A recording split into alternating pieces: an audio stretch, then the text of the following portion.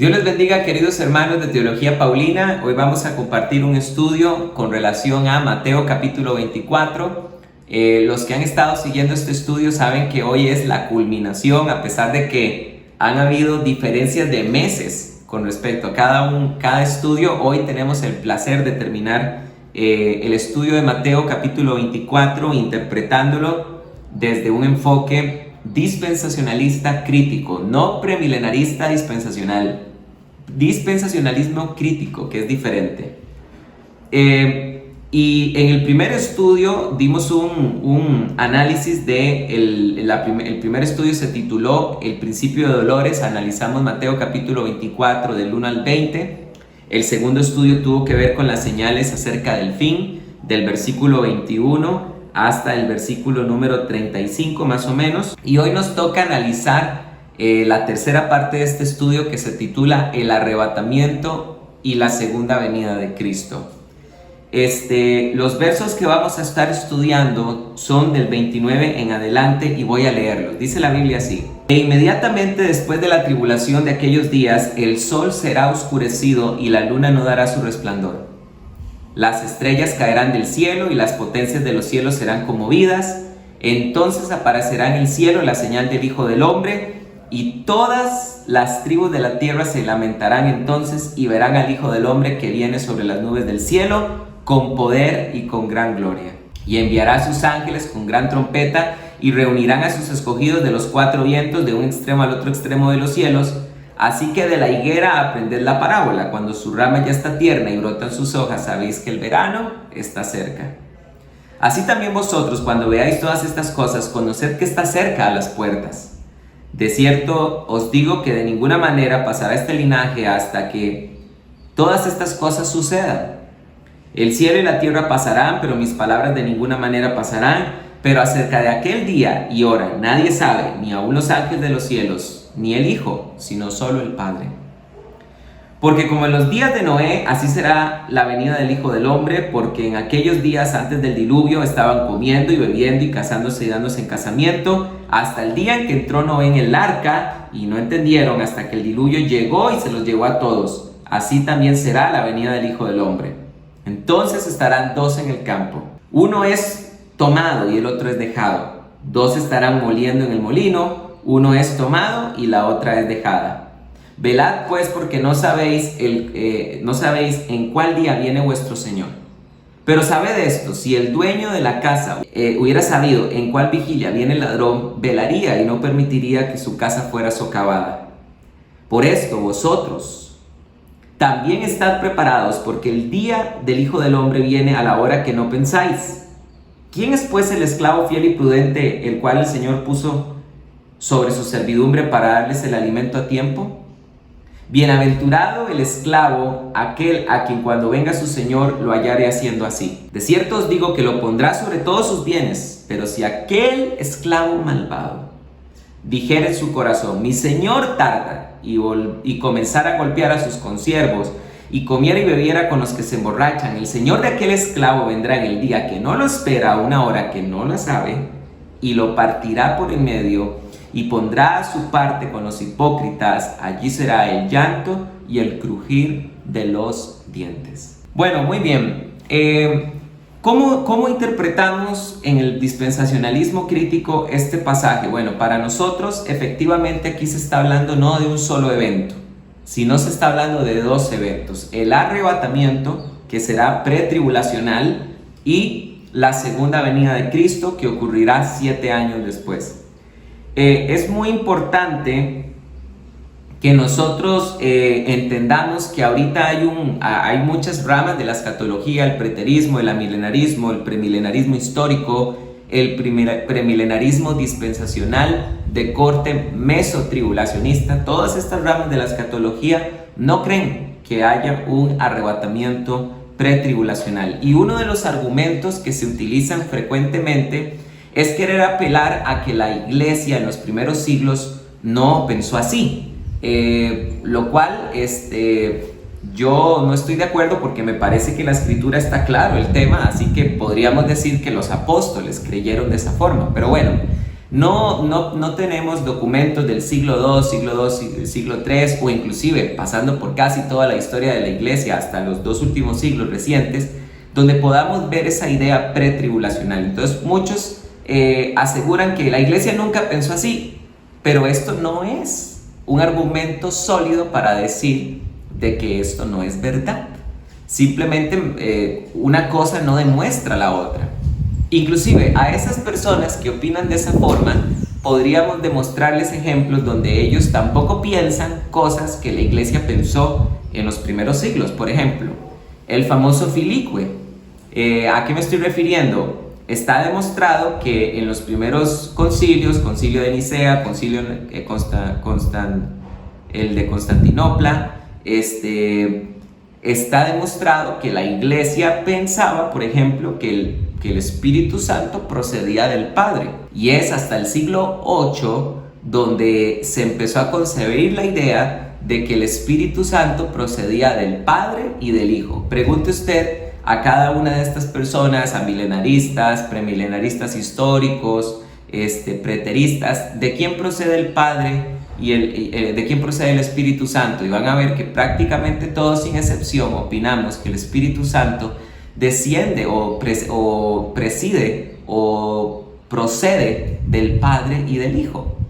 Y sin embargo, históricamente hablando, podemos demostrar con documentos que la iglesia no pensó así en los primeros 8 siglos. Lo mismo pasa con el tema de la Eucaristía. Nosotros podemos ver claras insinuaciones de que en los primeros siglos muchos cristianos pensaban que el pan y la sangre, el pan y el vino eran literalmente la sangre y la carne de Jesús, y que había una transubstanciación. Sin embargo, ninguno de nosotros, los protestantes o cristianos evangélicos, mejor dicho, pensamos de esa forma.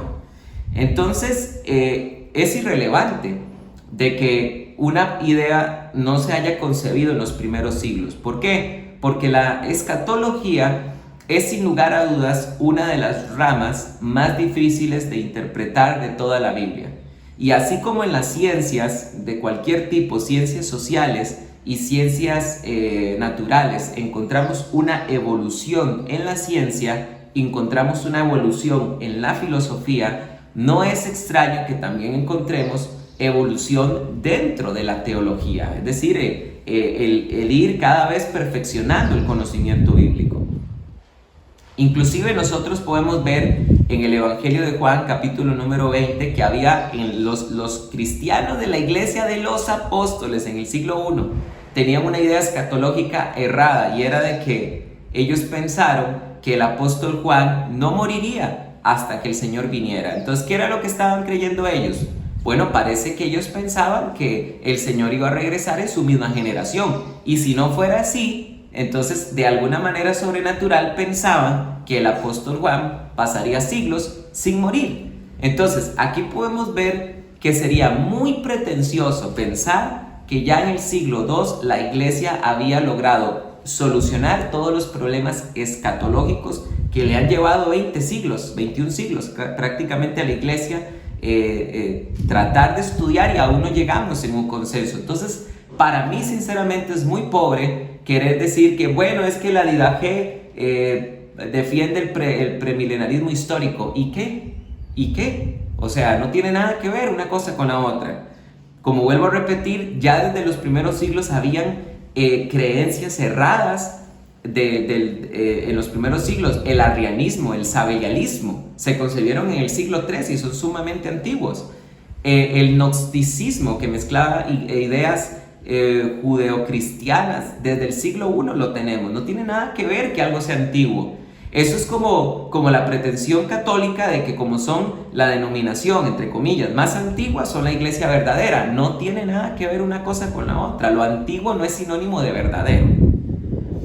Entonces, lo que sí tenemos que decir es que vamos a demostrar que, en primer lugar, tenemos que recordar que por qué hablar de un arrebatamiento pretribulacional y la segunda venida de Cristo 7 años después. ¿Cómo sabemos que tienen que ser 7 años después? Bueno, en primer lugar, nosotros sabemos que son 7 años después, que tienen que ser 7 años, porque cuando nosotros estudiamos la enseñanza de las 70 semanas que estaban profetizadas para la nación de Israel, porque dice 70 semanas están determinadas para tu pueblo, el pueblo de Israel, el pueblo étnico de Israel. Entendemos que las primeras 69 semanas se cumplieron a la perfección, como el profeta Daniel lo dijo, desde la orden de la reconstrucción de Jerusalén, que eso fue en Nehemías capítulo 2, en el año 445, 669 semanas pasarán hasta la muerte del Mesías. Y efectivamente, cuando nosotros contamos desde el 445, las 69 semanas, sabiendo que son semanas de años, porque en el libro de Levítico se dice claramente que Israel tiene semanas de años. Cuando contamos esos años, vamos a ver que exactamente los 445 años caen exactamente en el año 30, que fue el año en que murió Jesucristo. Esto es impresionante porque es la profecía más grandiosa que tenemos en toda la Biblia, donde el profeta Daniel anunció matemáticamente la primera venida de Cristo. Sin embargo, sabemos que la semana 70 no se ha cumplido, porque cuando leemos el resto de lo que ocurrirá en la semana 70, aparece un personaje que se llama el Desolador, y este personaje aún no ha aparecido. Aparte que este personaje, el Desolador, en otras partes de la Biblia aparece siendo derrotado en la segunda venida de Cristo. Es por esta razón que sabemos que tiene que haber 7 años de tribulación. Esa semana 70 aún no se ha cumplido, porque las primeras 69 semanas fueron literales, se cumplieron de forma matemática literal, y tenemos que creer que la semana 70 está por cumplirse y son 7 años literales, porque los primeros 69 fueron literales. Entonces, es interesante que de lo que vamos a leer en estos versículos,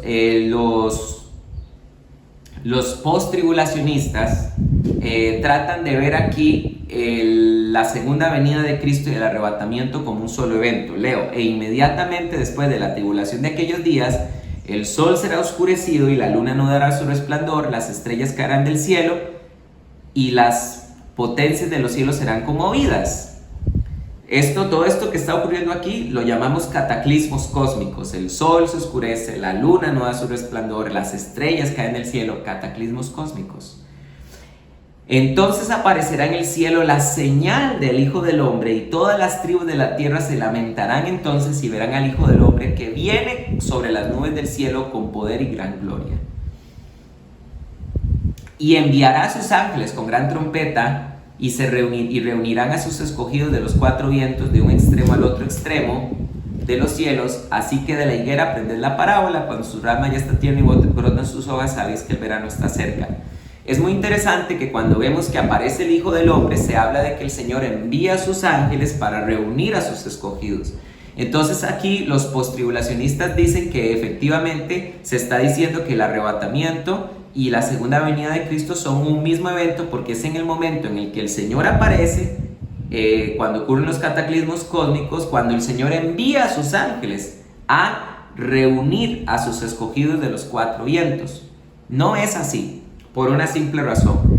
En primer lugar, no es así porque cuando nosotros leemos Primera de Tesalonicenses capítulo 4, del 13 al 18, vamos a encontrar que cuando la Biblia dice: luego nosotros seremos arrebatados para encontrarnos con el Señor en el aire, voy a leerlo rápidamente, dice, después nosotros, estoy leyendo Primera de Tesalonicenses 4:17, después nosotros, los que estemos vivos y los que quedamos, seremos arrebatados simultáneamente con ellos en las nubes al encuentro del Señor en el aire.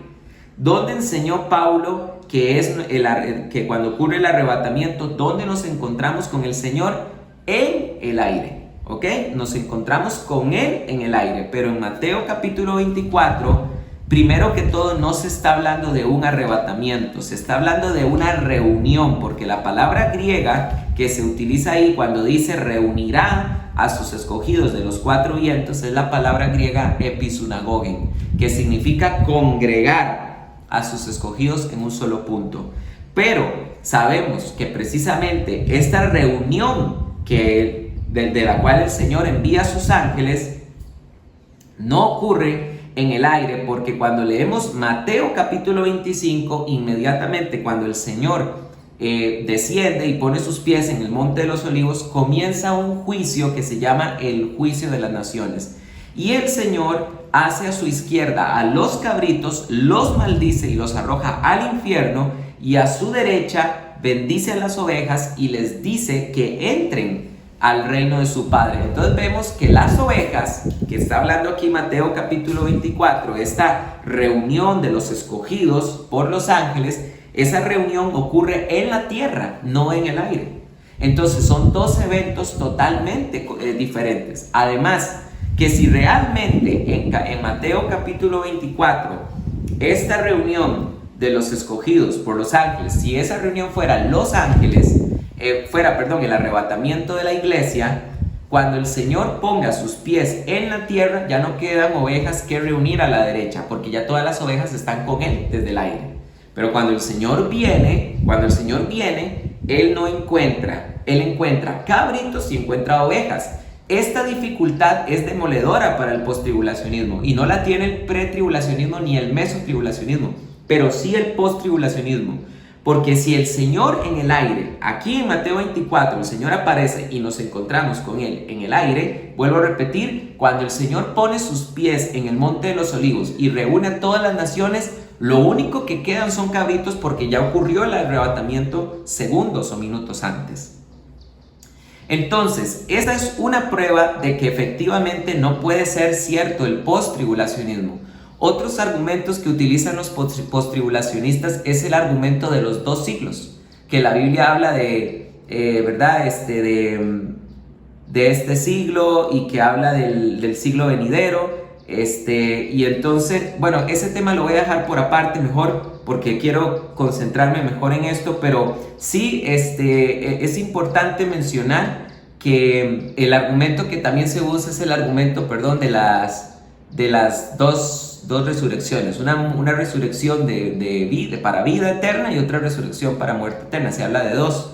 Sin embargo, en el pretribulacionismo concebimos que hay más resurrecciones: la resurrección de la iglesia, ¿verdad?, que ocurre 7 años antes, luego la resurrección de los santos del Antiguo Testamento, etcétera, etcétera. Entonces, no se puede interpretar esto de esa forma, porque solamente se habla de la primera resurrección y la segunda resurrección. No se puede interpretar esto de forma cronológica, porque estos significados, estas palabras a la luz de la Biblia tienen un significado no cronológico. Por ejemplo, nosotros no interpretamos cronológicamente el título del Señor primogénito de la creación, ¿verdad? No decimos que el Señor es el primer ser creado, ni cuando hablamos de que el Señor es el primogénito de los muertos, tampoco Jesús fue la primera persona en resucitar. Entonces, aquí encontramos una serie de pistas que nos hacen entender que no se puede interpretar eso de forma cronológica, sino que tiene un significado teológico mucho más profundo.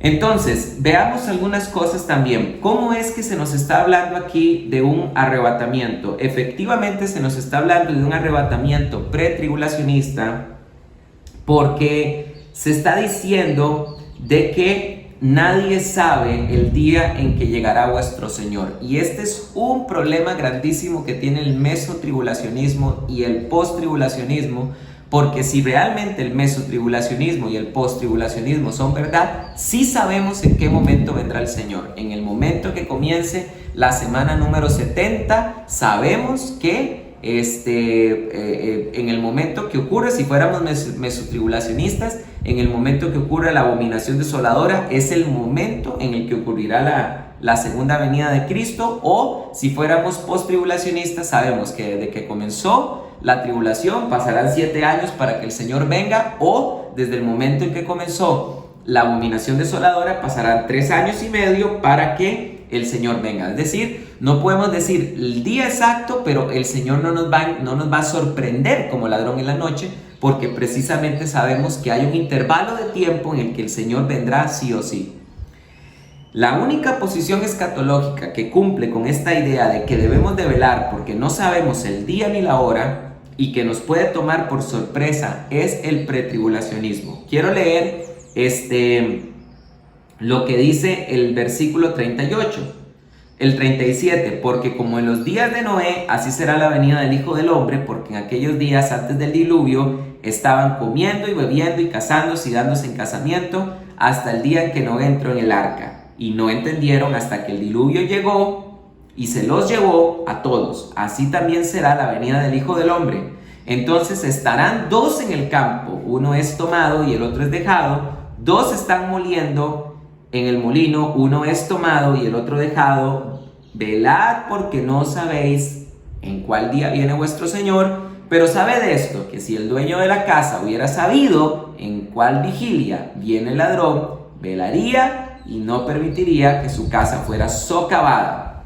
Por esto vosotros también estad preparados, porque el Hijo del Hombre viene a la hora que no pensáis. ¿Quién es pues el esclavo fiel y prudente al cual el Señor puso sobre su servidumbre para darles el alimento a tiempo? Bienaventurado el esclavo a quien cuando venga su Señor lo hallare haciendo así. 3 veces se nos dice que velemos, porque no sabemos el día o el momento en el que el Señor vendrá. Pero vuelvo a repetir, dentro del mesotribulacionismo y el posttribulacionismo sabemos que hay un intervalo de 7 años donde el Señor de fijo sí o sí va a venir. Y el Señor, el llamado que le hace a su pueblo es que velen, porque no sabemos el momento en el que el Señor vendrá. ¿Ok? Entonces esto es lo que nos hace comprender que el arrebatamiento es indatable, no se puede fechar, mientras que en el mesotribulacionismo y en el posttribulacionismo el arrebatamiento sí es fechable, porque vuelvo a repetir, hay 7 años en el que sabemos que ocurrirá.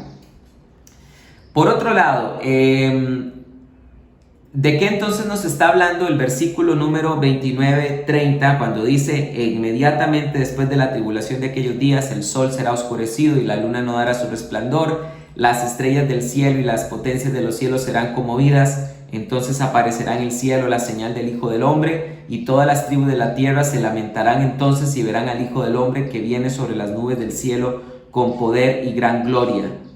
Ok, estos pasajes y sin lugar a dudas están hablando de la parusía, de la segunda venida de Cristo. Y vuelvo a repetir, y esta gran reunión que ocurre, que los ángeles van y reúnen a los escogidos de los 4 vientos, esta gran reunión es precisamente de todos aquellos sobrevivientes de la gran tribulación que lavaron sus ropas y que no se dejaron marcar con el sello de la bestia. Es claro en el libro de Apocalipsis que van a haber muchísimas personas que van a ser salvas cuando el Señor retorne. Todo Israel será salvo. Romanos capítulo 11, Zacarías número 12. Vi una gran multitud también de todas lenguas y naciones. Ahí están gentiles que también son salvos. Esta es la reunión del Señor con estas personas. A estas personas que se salvaron de la tribulación, el Señor los pondrá a su derecha, los bendecirá y les dejará entrar al milenio, y a los otros, a los cabritos de la izquierda, serán arrojados al infierno. Ahora, ¿realmente existe una prueba contundente de que el arrebatamiento tiene que ser pretribulacionista? Por supuesto, y con esto voy a terminar. Es muy importante que nosotros comprendamos bien la profecía de Daniel capítulo 9 de las 70 semanas, porque ese es el esqueleto de toda la profecía bíblica. Si nosotros no entendemos bien Daniel capítulo 9 y la profecía de las 70 semanas, vuelvo a insistir, no podemos simplemente comprender bien el resto de la profecía. Yo sé que por ejemplo, los amilenaristas cuando quieren hacer la interpretación de las 70 semanas de Daniel, quieren empezar el conteo antes del año 445. Hay varias fechas en las que se quiere contar cuándo se debe empezar el conteo de las 70 semanas. Por ejemplo, a algunos les gusta contar desde Esdras 1:4, cuando Ciro da la orden del año 538. Otros, amparados en el decreto de Darío, Esdras 4:24 hasta el capítulo 6, versículo 6, quieren contar esa orden que ocurrió en el 420, y otros inclusive quieren contar basados en Esdras capítulo 7 desde el 457. Pero si ustedes leen todos esos pasajes que he mencionado, se menciona que las órdenes que se dan es para que Israel regrese y reconstruya el templo, pero lo que dice Daniel con toda claridad es: 70 semanas han sido determinadas sobre tu pueblo y sobre la santa ciudad, y para terminar la transgresión y poner fin al pecado y expiar la iniquidad, y para traer la justicia perdurable y sellar la profecía y ungir al santo de los santos. Sabe pues y entiende que desde la salida de la orden para restaurar y reedificar Jerusalén hasta el Mesías príncipe habrá 7 semanas y 72 semanas, es decir 69, y se volverá a edificar la plaza y el muro en tiempos angustiosos. La Biblia es clara, dice que la orden es a partir de la orden de la salida para restaurar y reedificar Jerusalén, no el templo. Jerusalén, y el que cumplió esa orden fue Nehemías, con la orden que el rey Artajerjes le dio, Nehemías capítulo 2. Entonces, vuelvo a repetir, en el año 445 comenzó el conteo de las 70 semanas y las 69 primeras semanas, y esas 69 semanas terminaron específicamente en el año 30 en que murió Jesús. Esto es impresionante porque esta es la más grande evidencia que tenemos para el judaísmo para demostrar que Jesús es el Mesías. El profeta Daniel dijo cuándo tenía que comenzar el conteo, y también el profeta dijo cuándo debía morir el Mesías, y así ocurrió históricamente hablando. En el año 30 el Señor muere en la cruz. Ahora, si las 7 semanas que quedaban, la semana 70, faltara por cumplirse, si hubiera cumplido de forma seguida, quiere decir que en el año 37 de esta era tenía que haber ocurrido todo lo demás que se describe, de que viniera el desolador, la abominación desoladora, etcétera, etcétera, etcétera. Pero efectivamente eso no ocurrió en esos 7 años. Cualquiera que se fija en la historia sabe que en esos 7 años no apareció ningún desolador, que tiene que ser un ser humano, porque así siempre pensó el judaísmo del tiempo de Jesús. El desolador era un ser humano. Entonces queda efectivamente claro que faltan 7 años por cumplirse, y dice la Biblia en el versículo 27: y por una semana confirmará el pacto con muchos.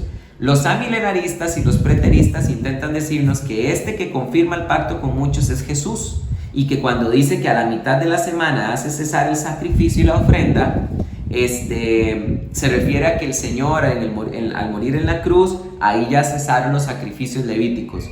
No es así, vuelvo a repetir, porque para que ellos puedan hacer calzar esto, necesitan correr la fecha del conteo de las 70 semanas para que de alguna forma la semana 70 coincida con la muerte del Señor en la cruz y con el ungimiento, ungir al Santo de los Santos, con el ungimiento de Juan el Bautista cuando ungió a Jesús. Pero esto no ocurrió así, porque vuelvo a repetir, la Biblia es clara cuando debemos de contar las 70 semanas. Entonces el versículo 27 está hablando efectivamente del anticristo: y por una semana confirmará el pacto con muchos, y a la mitad de la semana hará cesar el sacrificio y la ofrenda. Y después, con la muchedumbre de las abominaciones, vendrá el desolador hasta que venga la consumación y lo que está determinado se derrame sobre el desolador. Vean ustedes que el versículo 27 es bastante claro.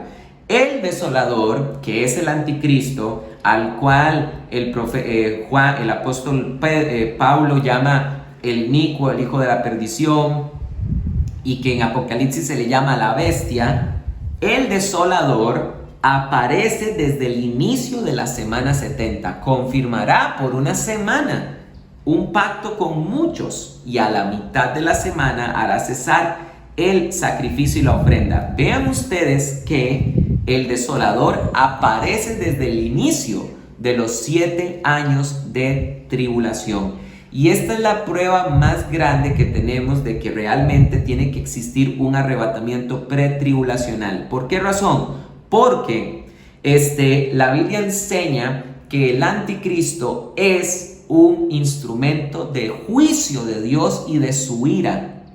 Y esto es muy importante. Recordemos este principio. El anticristo aparece al principio de las 70 semanas. ¿Ok? Esto está claro en Daniel capítulo 9, versículo 27. Pero ahora, si nosotros vamos y leemos Romanos 1:18, veamos lo que el apóstol Pablo nos enseñó con respecto a la ira de Dios. Y sabemos que la ira de Dios, los cristianos no la veremos, porque la Biblia es clara en 1 de Tesalonicenses 1:10, cuando dice lo siguiente. 1 de Tesalonicenses 1:10, cuando dice lo siguiente: y esperar de los cielos a su Hijo, al cual resucitó entre los muertos, a Jesús, quien nos libra de la ira que viene. ¿Ok? Vean ustedes que la Biblia es clara. Jesús nos libra de la ira que viene. Y esto lo tenemos en común pretribulacionistas, mesotribulacionistas y posttribulacionistas. Los tres creemos que la ira de Dios no la veremos. Lo que pasa es que no nos hemos puesto de acuerdo en cuándo comienza la ira, si al principio de los 7 años, si a la mitad o al final. Pero realmente está claro con esto que estamos viendo que la ira de Dios comienza desde el inicio. Los 7 años de tribulación son un sinónimo de la ira de Dios. Porque recordemos, el anticristo aparece en los 7 años, desde el inicio de los 7 años de tribulación. Daniel 9:27. Pablo enseñó en 1 de Tesalonicenses 1:10 que la ira de Dios no la vamos a ver. Y Pablo dice, porque la ira de Dios, Romanos 1:18, la ira de Dios se manifiesta desde el cielo contra toda impiedad e injusticia de los hombres que con injusticia retienen la verdad. Vean lo que dice la Biblia. ¿Qué viene desde el cielo? La ira de Dios. ¿Contra qué? Contra la impiedad. Y nótese que se va a mencionar 2 veces una palabra clave. E injusticia de los hombres que con injusticia retienen la verdad. ¿Por qué viene la ira de Dios contra el mundo? Viene por la impiedad y la injusticia. Y Pablo en 2 de Tesalonicenses capítulo 2 nos enseñó que el anticristo es un instrumento de Dios contra los hombres que practican la injusticia. Vean lo que dice la Biblia. Entonces será manifiesto el inicuo, a quien el Señor matará con el aliento de su boca y destruirá con el resplandor de su venida, cuyo advenimiento es por obra de Satanás, con toda clase de poderes y señales milagrosas y prodigios falsos, y con todo engaño de iniquidad para los que se pierden, porque no se acogieron al amor de la verdad para ser salvos. Por esto, Dios les envía una fuerza engañosa para que crean la mentira. Ojo, Dios les envía una fuerza engañosa que es el inicuo, a cual el Señor matará con el aliento de su boca, y sean juzgados los que no creyeron en la verdad, sino que se complacieron en la injusticia. Romanos 1:18. La ira de Dios viene contra los hombres que practicaron la injusticia y retuvieron la verdad. Segunda de Tesalonicenses 2, del 8 al 11. Dios les envía un poder engañoso, el anticristo, a los hombres que no creyeron en la verdad y se complacieron en la injusticia. Queridos santos de Dios, en el momento en que aparece el anticristo, la ira de Dios ha comenzado contra los hombres que practican la verdad y rechazan la verdad. Vuelvo a repetir una última vez para terminar cómo tenemos que comprender esto. Pablo fue claro. Primera de Tesalonicenses 1:10. No veremos la ira de Dios. Cristo nos libra de la ira que viene. En primer lugar. Número 2. El anticristo aparece desde la semana número 70 al inicio. Desde el inicio el anticristo aparece. Número 3. La ira de Dios viene desde el cielo contra los hombres que practican la injusticia y retienen la verdad.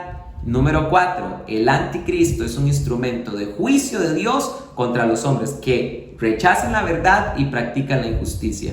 En el momento que apareció el anticristo, ha comenzado la semana número 70. Y por lo tanto tiene que ser arrebatado el Israel de Dios, el Israel que cree, que son todos esos judíos mesiánicos junto con todos nosotros los gentiles que hemos creído en el Mesías. Tiene que ser arrebatado el Israel de Dios precisamente porque Dios nos libra de esa ira que viene. Tal vez alguno podrá apelar y decir que no precisamente tiene que ser por un arrebatamiento, sino que tendría que el Señor nos puede guardar, como guardó a la nación de Israel de las plagas de Egipto. Pero esto no puede ser así, porque cuando nosotros leemos en Apocalipsis se nos menciona que el anticristo hace guerra contra los santos y los vence. Entonces, ahí estaríamos. Entonces, ¿dónde se cumple eso que dice la Biblia de que el Señor nos libra de la ira que viene? Si el instrumento de ira al anticristo los persigue y los vence. Entonces, tiene que ser efectivamente lo que dice Primera de Tesalonicenses capítulo 4 del 13 al 18, quitar de en medio y encontrarse con el Señor en el aire.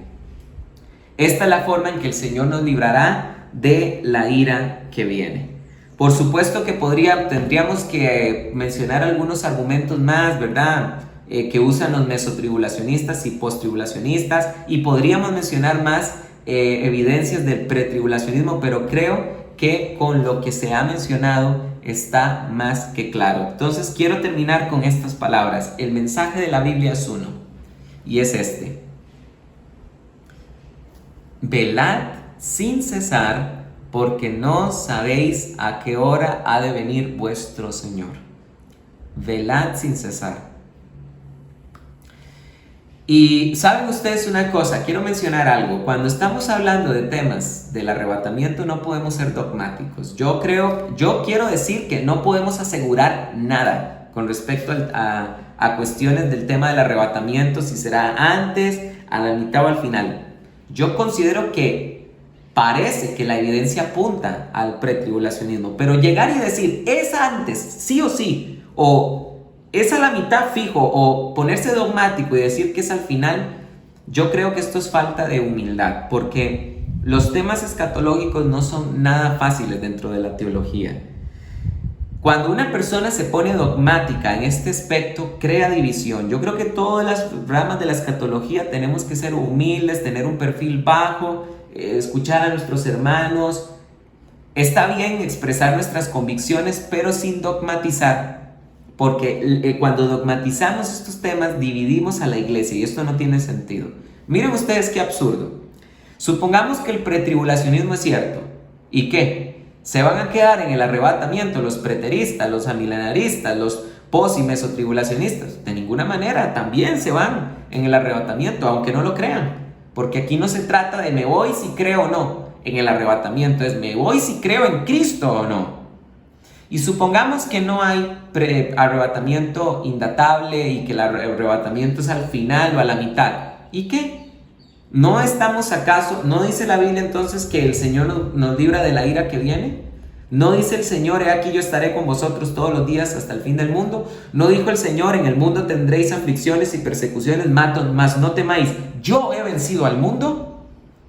Entonces, si no hay arrebatamiento de 7 años, si no hay arrebatamiento pretribulacional, no pasa nada, porque los que creemos en el arrebatamiento pretribulacional tenemos nuestra esperanza en Cristo y tenemos bien claro que siempre tendremos que ser perseguidos por causa del nombre de Cristo. La iglesia primitiva tuvo sus mártires y también la iglesia del siglo XXI tendrá sus mártires. Punto. Este no es un tema para ser dogmático, por el amor de Dios. Yo creo que tenemos que enseñar este tema, por supuesto. Como dice Pablo, no he rehuido de todo el conocimiento de Dios. Pero cuando uno dedica, por ejemplo, todas sus fuerzas para defender una rama escatológica, como si fuera un hecho, yo creo que no vamos por buen camino. Creo que hay temas que requieren mucho más esfuerzo de nuestra parte, como el posmodernismo que tanto está afectando a los jóvenes de nuestras iglesias, o los judaizantes que tanto están golpeando a las personas de 30 años para arriba. Hay otras cosas que están afectando más la iglesia y que vale la pena que invirtamos más fuerza que desgastarnos en temas escatológicos. Vuelvo a repetir, hay que enseñarlos. Hoy dediqué 1 hora para hablar de ellos, pero no debería ser que todas nuestras fuerzas estén orientadas en eso. Queridos hermanos, que Dios me los bendiga y que tengan mucha paz.